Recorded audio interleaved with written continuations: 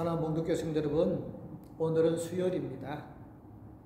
주의 와서 함께 하나님 앞에 예배해야 함에도 그러하지 못한 현재적 상황이 참으로 가슴 아픈 일입니다. 우리 모두 기도하여서 하루속히 코로나19가 끝나서 주의 전에 와서 함께 찬양하며 기도하는 날이 속히 올 수 있도록 기도드립니다. 다 같이 마음을 모두어서 하나님 앞에 기도 드리심으로 수요 예배를 하나님께 드리겠습니다. 오늘께 주시는 말씀은 요한복음 13장 31절에서 38절의 말씀입니다. 제가 봉독하여 드리겠습니다. 그가 나간 후에 예수께서 이르시되 지금 인자가 영광을 받았고 하나님도 인자로 말미암아 영광을 받으셨도다. 만일 하나님이 그로 말미암아 영광을 받으셨으면 하나님도 자기로 말미암아 그에게 영광을 주시리니 곧 주시리라. 작은 자들아, 내가 아직 잠시 너희와 함께 있겠노라. 너희가 나를 찾을 것이나 일찍이 내가 유대인들에게 너희는 내가 가는 곳에 올 수 없다고 말한 것과 같이 지금 너희에게도 이르노라. 새 계명을 너희에게 주노니 서로 사랑하라. 내가 너희를 사랑한 것 같이 너희도 서로 사랑하라. 너희가 서로 사랑하면 이로써 모든 사람이 너희가 내 제자인 줄 알리라. 시몬 베드로가 이르되 주여 어디로 가시나이까? 예수께서 대답하시되 내가 가는 곳에 네가 지금은 따라올 수 없으나 후에는 따라오리라. 베드로가 이르되 주여 내가 지금은 어찌하여 따라갈 수 없나이까? 주를 위하여 내 목숨을 버리겠나이다. 예수께서 대답하시되 네가 나를 위하여 내 목숨을 버리겠느냐? 내가 진실로 진실로 네게 이르노니 닭 울기 전에 네가 3번 나를 부인하리라. 아멘. 요한복음 13장 2절에서는 사탄은 가룟 유다의 마음 속에 예수님의 팔려는 생각을 집어넣습니다. 요한복음 13장 27절에서는 사탄이 가룟 유다의 속으로 들어갔습니다. 즉 사탄이 가룟 유다의 마음 속에 들어가 그의 모든 행동을 임의로 주관하였습니다. 예수님도 그 사실을 아시고 가룟 유다에게 네가 하는 일을 속히 하라고 하셨고요. 가룟 유다는 예수님으로부터 초에 찍은 떡 조각을 받고 밤중에 바깥으로 나아가지 않았습니까? 본문 31절은 그가 나간 후에라고 말씀을 합니다. 가룟 유다가 나간 후에 예수님의 가르침이 가룟 유다를 제외한 11 제자들에게 본격적으로 시작됩니다. 그 말씀이 예수님이 잡히시기 전까지인 요한복음 17장 26절까지 계속 이어집니다. 이제부터 예수님의 주옥 같은 말씀이 선포될 것입니다. 본문 31절 하반절을 보니까 예수께서 지금 인자가 영광을 받았고 하나님도 인자로 말미암아 영광을 받으셨도다 라고 말씀하고 있습니다. 무슨 뜻이겠습니까? 예수님은 자신의 십자가 죽음이 자기에게도 영광이고 하나님께 영광이다는 말씀입니다. 아직은 예수님께서 십자가에 죽지 않으셨는데 영광을 받았다고 말씀하고 있습니다. 왜? 장차 받을 것이다 하지 않고 이미 영광을 받았다고 말씀할까요? 예수님을 팔려고 계획하고 있던 가룟 유다가 그 일을 진행하기 위해서 바깥으로 나가지 않았습니까? 따라서 이제 예수님의 죽음은 공공연한 사실로 드러났기 때문입니다. 다시 말해 얼마 안 있으면 예수님은 고난을 당하시고 십자가에 달려 죽으실 것이 확실하므로 하나님께서 영광을 받았다고 말씀하신 것입니다. 그렇습니다. 예수님은 죄를 지으며 죄 아래에서 고통당하는 인생들을 구원하기 위하여서 십자가 죽음을 선택하신 것입니다. 예수님의 십자가의 죽으심은 하나님의 뜻이었고 예수님은 그 뜻에 온전히 순종하심으로 하나님께 영광을 돌리셨던 것입니다. 본문 32절을 보면 예수님은 자기가 하나님께 영광을 돌렸으므로 하나님 또한 자기에게 영광을 주실 것이다 고 말씀합니다. 하나님께서 예수님 자신에게 영광을 주실 것이라면 그것은 예수께서 죽음에서 다시 살아나고 또 하늘로 올라갈 것을 말씀하신 것입니다. 그렇습니다. 하나님은 예수님을 잃어버리지 않으셨습니다. 하나님의 자기 뜻을 온전히 받들어 순종하여 기꺼이 십자가의 죽음을 감당하신 예수님을 영화롭게 하셨습니다. 즉 예수님을 죽음에서 살리시고 하늘로 올리셨던 것입니다. 그뿐 아니죠. 마태복음 28장 18절을 보면 하나님께서 예수님께 하늘과 땅의 권세를 주셨고요. 요한복음 5장 22절에 보면 하나님은 예수님께 심판하는 권세까지 주셨습니다. 이것은 예수 믿는 저와 여러분에게 그 교훈을 주십니다. 우리도 예수님처럼 하나님의 뜻에 순종하여 하나님께 영광을 돌리면 하나님께서 우리를 높여 주실 것입니다.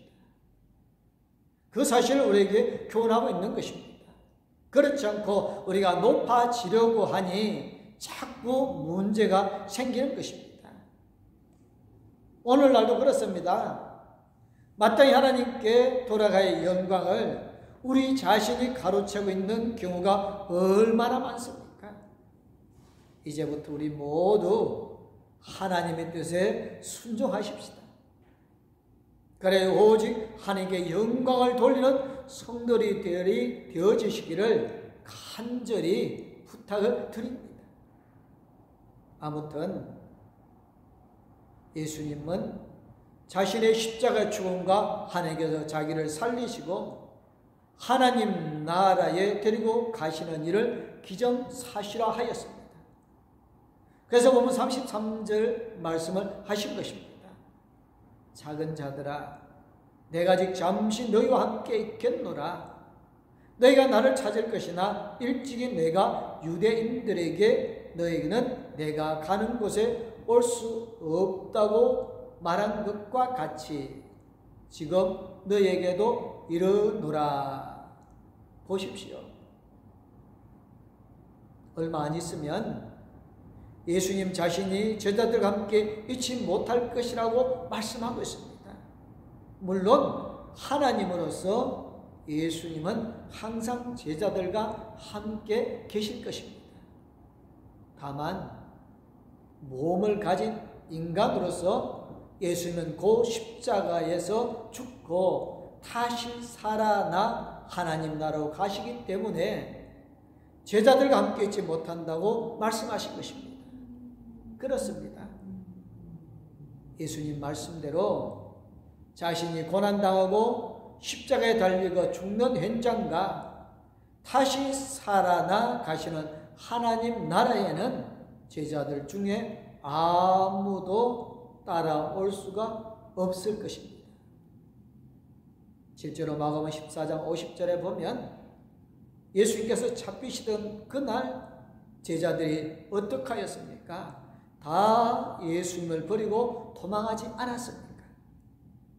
하물며 예수께서 다시 살아나고 하나님 나라로 가시는 현장에 어찌 따라올 수 있겠습니까? 그렇다면 예수님께서 죽으시고 부활 승천하신 후 제자들만 남겨진 상태가 된 것입니다. 그 상태가 예수님의 생각에 걱정이신 것입니다. 자기가 그들과 함께 있을 때에도 제자들은 서로 높아지르고 다투었습니다.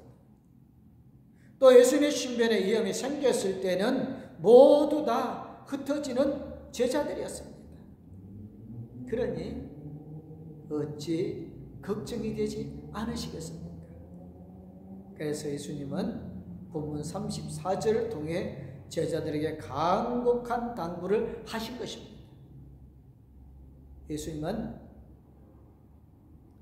내 제자가 되려면 너희가 어떻게 해야 한다는 점을 친히 말씀해 주셨습니다. 새 계명을 너희에게 주노니 서로 사랑하라. 내가 너희를 사랑한 것 같이 너희도 서로 사랑하라고 말씀합니다. 아멘. 레위기 19장 18절에 보면 원수를 갚지 말며 동포를 원망하지 말며 내 이웃을 사랑하기를 네 자신과 같이 사랑하라. 나는 여호와이니라고 말씀하고 있습니다. 그러면 서로 사랑하라고 당부하신 예수님의 말씀은 새 계명이라고 할 수가 없습니다. 더욱이 마태복음 5장 17절의 말씀처럼 예수님은 율법을 펴러 오신 것이 아니라 완전하게 하시려고 오셨습니다. 그래서 만약에 새 계명이라고 하면 율법을 펴게 되어지는 겁니다. 그럼에도 불구하고 왜 예수님은 새 계명이라고 하시며 서로 사랑하라고 하셨을까요? 하나님께서 율법을 통해 주신 서로 사랑하라 하신 것은 하나님께서 택하신 백성인 이스라엘 백성들끼리 서로 사랑하라는 뜻이고요. 예수님께서 제자들에게 서로 사랑하라 하신 것은 선민 이스라엘 백성들뿐 아니라 이방인들까지도 서로 사랑하라는 뜻이기 때문인 것입니다. 도무지 사랑할 수 없는 이방인 원수들도 서로 사랑하라는 것이므로 새 계명이라고 하신 것입니다. 원수들도 서로 사랑하고 원수까지 사랑해야 하는 것은 예수님의 제자가 되어지는 첫걸음입니다. 즉 예수님의 제자가 되려면 서로 사랑해야 하는 것입니다. 원수처럼 생각하는 사람을 사랑해야 하고요. 원수 같은 자로 지목된 사람도 자기를 원수로 생각하는 사람을 사랑해야 합니다. 그래서 본문 35절의 말씀처럼 모든 사람들로부터 예수님의 제자로 인정받게 되어지는 것입니다. 저와 여러분들은 예수님의 제자가 될 자격이 있습니까?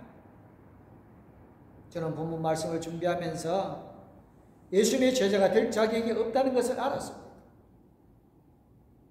저도 예의 없이 대하거나 자신의 예약을 취하는 대상을 보면 사랑만 할 수 없기 때문인 것입니다. 아직까지도 그런 사랑을 할 자신이 없는 것입니다. 그러나 어찌 나를 예수님의 제자라고 할 수 있겠습니까? 오늘 이 밤에 이 말씀을 주셨으니 지금부터 원수 같은 사람도 사랑해 보려고 합니다. 모든 사람들이 저를 볼 때에 예수님의 제자라고 인정할 정도로 원수 같은 사람도 사랑해 보려고 합니다. 여러분들도 그리 한번 하여 보십시다. 여러분, 혹 아직 사랑할 수 없는 사람이 있습니까? 나를 좋아하거나 인정하는 사람을 사랑하면 무슨 소용이 있었겠습니까? 나를 예의 없이 대하거나 이용하려고 하는 그 사람들까지도 사랑해야 하고요. 또 서로 사랑해야 하는 것입니다. 본문 35절의 말씀처럼 모든 사람이 여러분을 예수님의 제자로 인정할 만큼 사랑하시기를 간절히 주님의 이름으로 축원합니다. 본문 33절에서 예수님이 내가 가는 곳에 너희들이 올 수 없다고 하신 말씀을 들은 베드로가 예수님께 물어봅니다. 본문 36절을 보십시오. 주여 어디로 가시나이까? 라고 합니다. 예수님의 행선지를 묻는 것이 별로 문제가 없는 것처럼 보이지만 상당한 문제가 있는 것입니다. 베드로가 예수님의 부탁인 서로 사랑하라고 하는 말씀에는 별로 관심을 보이지 않기 때문입니다. 그렇다고 베드로가 예수님을 무척 사랑해서 예수님이 자기들 곁을 떠나는 문제에 민감해서 그런 말을 하였을까요? 그런 것도 아니니까 베드로의 질문에 문제가 있는 것입니다. 베드로를 비롯하여 제자들은 지금 예수님 곁에 있으면서 혹 자기들에게 오게 될지도 모르는 영광과 권세를 쟁취할 생각을 하고 있는 것입니다.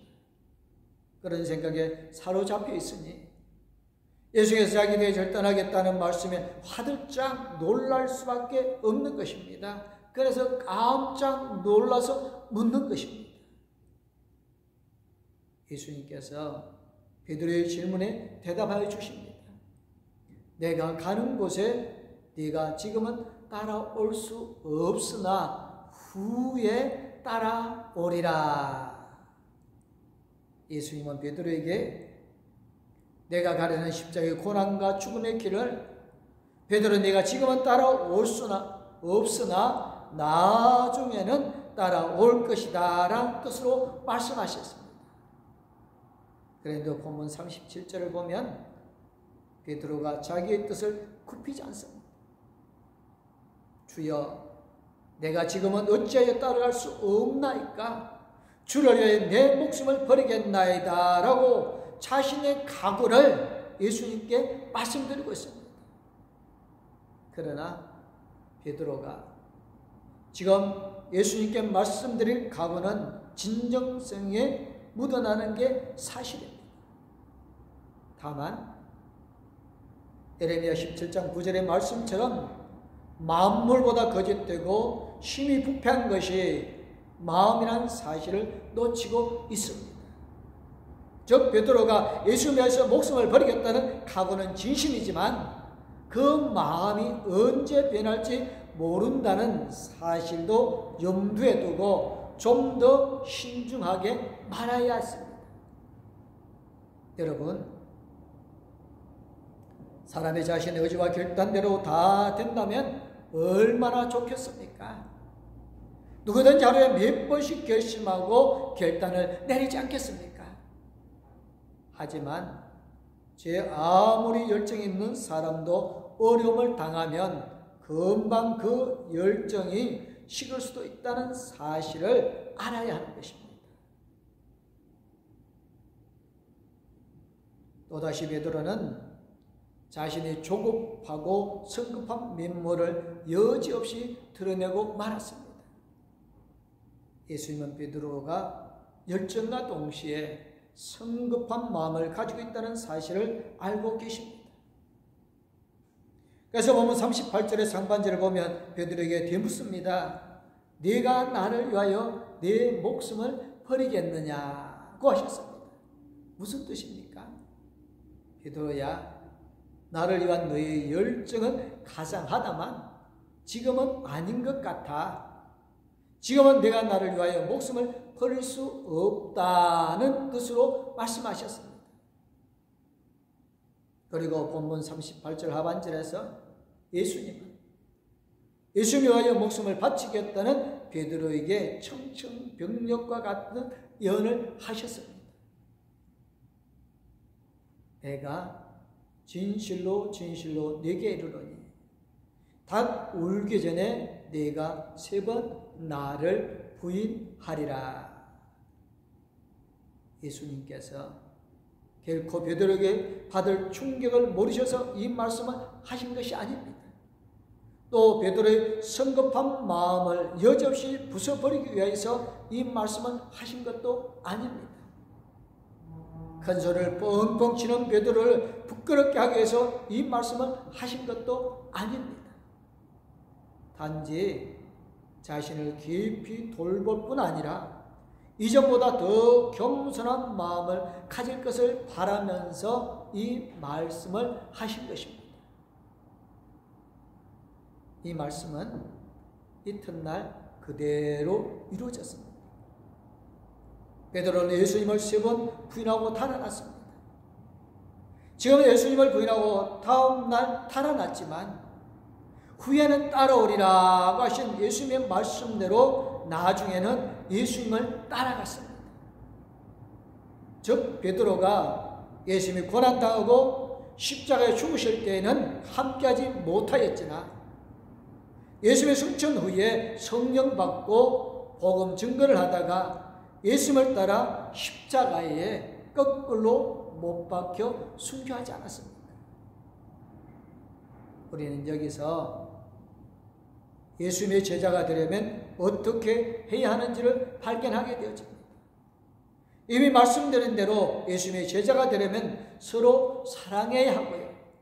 특별히 원수까지도 사랑해야 하고요. 또 주님을 위해 목숨을 버릴 줄 알아야 제자가 되어집니다. 목숨을 버린다? 정말 쉽지 않은 일입니다.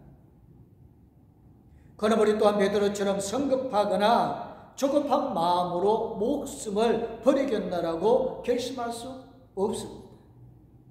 하지만 베드로를 비롯한 다른 제자들처럼 성령을 받고 나니 정말로 예수님을 위하여서 목숨을 버릴 수 있지 않았습니까? 그들이 서로 사랑하고 다 함께 예수님을 위해 목숨을 버림으로써 후세에 예수님의 제자로 인정받고 지금도 회자되고 있지 않습니까? 그렇습니다. 우리의 고백까지와 결단은 쉽게 무너집니다만 성령께서 기름 부어주시면 저와 여러분 또한 예수님을 위하여서 목숨을 바칠 수 있으리라고 믿습니다. 우리 봉독교회 성도, 비록 작은 모습입니다만 어떤 교회보다 예수님의 제자가 많기를 바랍니다.